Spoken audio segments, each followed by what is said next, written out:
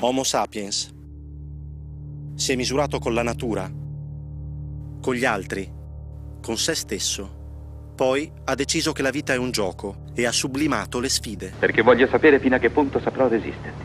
E se dando scacco alla morte avrò salva la vita. Homo ludens. Ah, oui, la fortuna non va lì.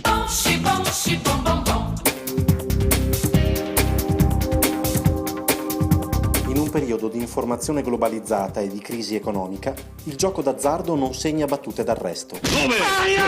Anzi, la mania del gioco che sembra colpirne sempre di più. Poker e giochi d'azzardo su internet. e l'amministrazione pubblica, sempre più in ristrettezze economiche, si interessa a questa rinnovata passione degli italiani. Ma che ci farai con miliardo? Che se io sono agente delle tasse te levo 700 milioni. A chi li devi te? E la incoraggia. Con una cifra simile, nessuno riesce a capire cosa farci. Mi sparerei.